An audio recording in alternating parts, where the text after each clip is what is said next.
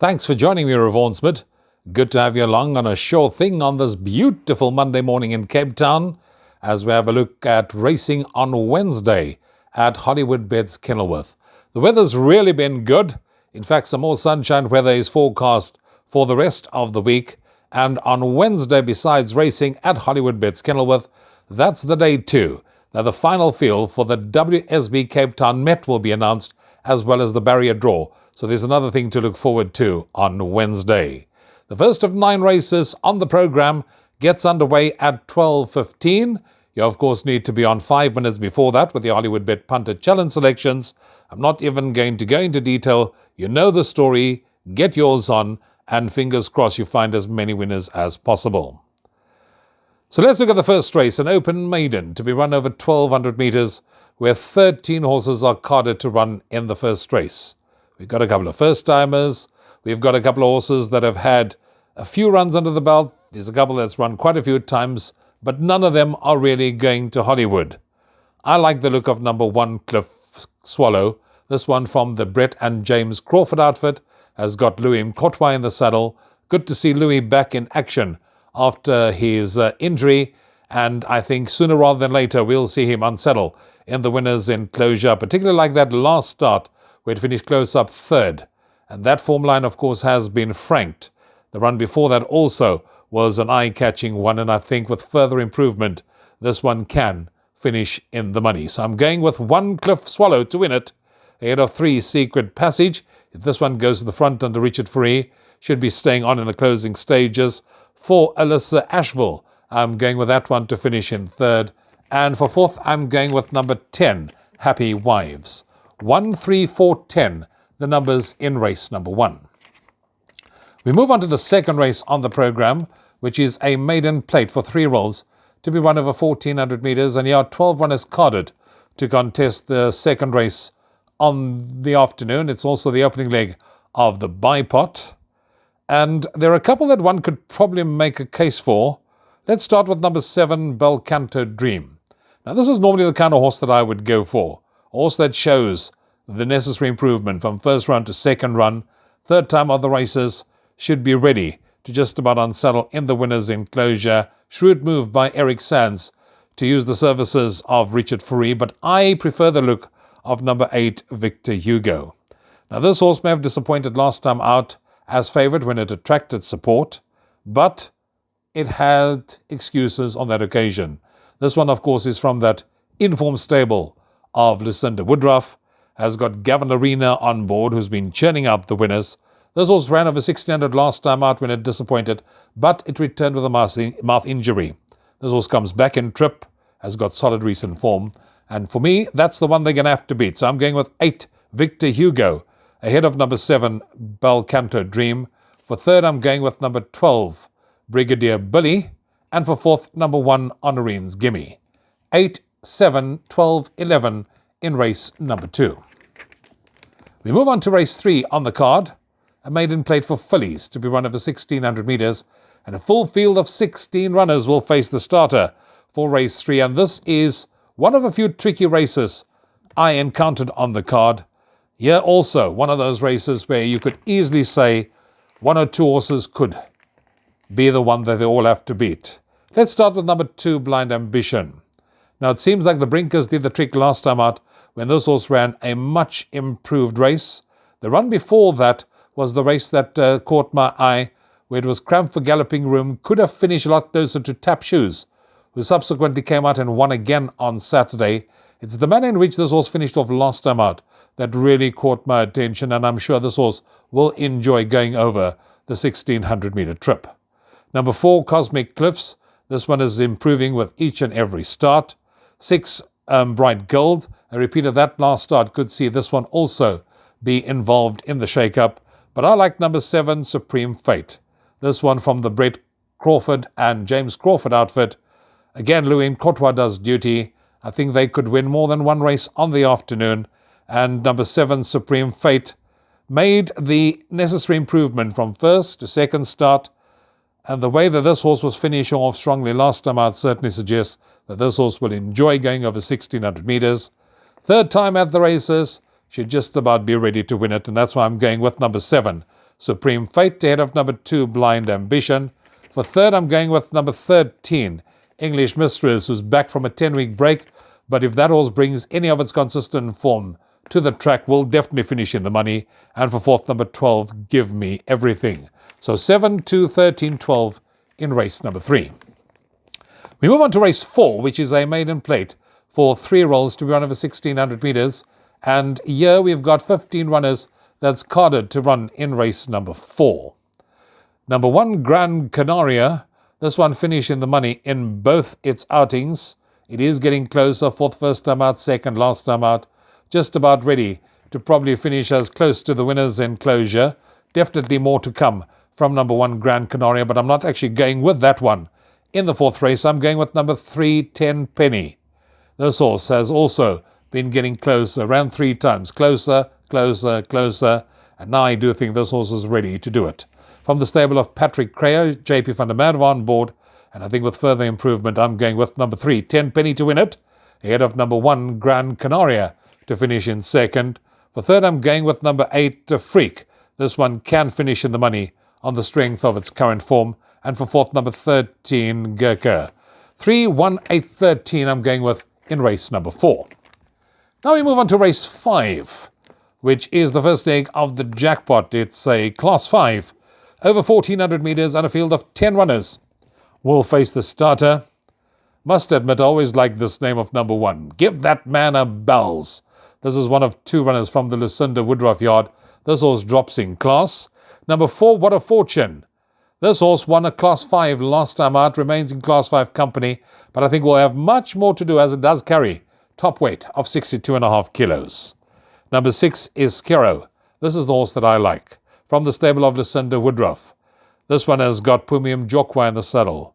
Pumium Jokwa knows this horse very well. This horse has been running on very nicely. Where it matters most in the closing stages, the form line of that last start has been franked, so that has certainly strengthened number 6 is Skero's chances, so I'm going with that one. Ahead of number 9, Ozak. To run into second has got Richard Free, who retains the ride. For third, I'm going with 7, Lover's Lane, who remains in Class 5 company. And for fourth, with number 4, What a Fortune. 6, 9, 7 and 4 are the numbers in race number 5. That takes us on to race number 6, which is another Class 5, this time for fillies and mares. Over 1,200 metres and a field of 13 are carded to run in race 6.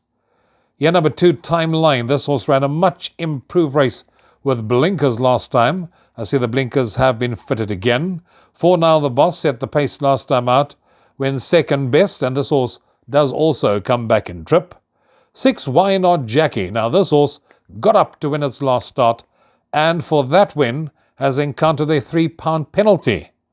That was over the course and distance. Yes, this horse can follow up, but does renew rivalry with a horse like number 7, Royal Lithium, who now is 2 kilos better off at the weights for a 2.5 length beating, and that does bring Royal Lithium closer to Why Not Jackie. And then there's 9, Becky Sharp, who also renews rivalry. This one was slow off the mark, lost 2 lengths, but was kicking on very strongly and was literally just pipped on the post by Why Not Jackie, and is a kilo better off for a 0.4 length beating, which on paper tells us that Becky Sharp should finish 0.6 lengths ahead of number 6, Why Not Jackie. So I'm going with 9, Becky Sharp to win it, ahead of 7, Royal Lithium.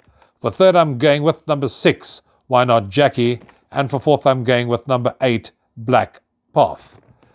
9, 7, 6, 8, the numbers in race number 6.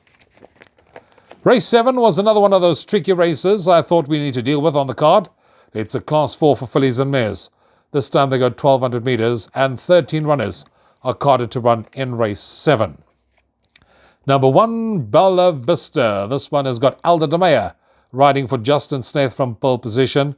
This one disappointed as favourite last time out, but was staying on in the closing stages, is having her peak run on Wednesday. So this horse should be cherry ripe to run an absolute crack. And if you look at the form, the last time Alda de Meyer rode this horse, it unsaddled in the number 1 box. So they're hoping, I'm sure, that lightning strikes twice. Number 3, All Is Green. That was a below par run last time out. If one looks at the penultimate and the previous form, definitely must come into the reckoning. But I like number 6, Back of the George. Dean Canamere, Craig Zaki, they team up. This horse, particularly that last run, was the one that caught my eye. That was a very, very good post-maiden run when third, beaten just over 1 3/4 lengths by the winner. This horse was certainly running on strongly, and I do feel a repeat of that run could possibly see number 6, Back of the George, go one better to win the 7th race on the cards. I'm going with 6 to win it, ahead of 10. She's my captain, who's always in the shake-up if one looks at the form. For third, I'm going with number 9, who is First Masterpiece. That one should also be on the shake-up on its current form. And for fourth, I'm going with number 1, Bella Vista. So 6, 10, 9 and 1 are the numbers I'm going with in race number 7. That takes us on to the penultimate race on the program, which is a C Stakes to be run over 1,000 meters. And there are 10 runners carded to run in race number 8. And when my eye fell on Barney McGrew, I remembered last time out, we went for Barney McGrew, and Barney McGrew was at very, very nice odds. In fact, if I'm not mistaken, Barney McGrew started out as much as 8 to 1, and then just before the off, the money started piling on, and Barney McGrew started about 5 to 1 that afternoon, but still at 5 to 1 was very good each way value. Now this horse was beaten by a horse called Kelp Forest, who subsequently came out and won again on Saturday, coupled with the fact that the horse that ran 4th in this race has also subsequently won. So that certainly strengthens Barney's chances in the 8th race on Wednesday, and I do believe he can go one better, and I'm going with him again. Number 1, Barney McGrew to win it, ahead of number 6, Furious Queen. This one's having her 3rd run after rest. For third, I'm going with number 8, In the Green Zone. This one stayed on when 3rd with blinkers last time out. It's also having a 3rd run after rest. And for 4th, I'm going with number 4, Casino Ace, to run into 4th. So 1, 6, 8 and 4 are the numbers I'm going with in race number 8. That takes us on to the last race, race 9 on the program. It's a D Stakes over 1,000 meters, and 11 runners are carded to run in the last of the afternoon. Number 1, Country Time. This one has dropped nicely in the ratings, and I do think it's now down to a nice competitive mark. Carries a nice galloping weight of 54.5 kilograms. Ideally course and distance suited. Must go into all permutations. But I like number 3, Electric Eels. This one has got Pumim Jokwa, who knows him well riding again. This one from the Harold Crawford, Michelle Ricks training partnership. This horse has been a model of consistency, and I do think has got what it takes to go one better to win a race like race number 9 on the card. So I'm going with 3, Electric Eels to win it, ahead of number 7, Tambourine Man from the Adam Marcus yard, who's got solid recent form. For third, number 6, Explicit Contest, who is a speedy sort and will be staying on. And for fourth, with number 1, Country Time. 3, 7, 6, 1 the numbers in race number 9. And that takes care of our preview for midweek racing at Hollywoodbets Kenilworth on Wednesday. Like I said, it's the announcement of the WSB Cape Town Met Final Field and Barrier Draw.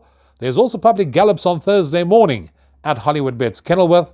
So if you would like to attend, go onto the Cape Racing website, follow the prompts, do the necessary RSVP, come along, because you will get to see some of the big horses that will be in action next Saturday do their final workouts at Hollywoodbets Kenilworth on Thursday morning.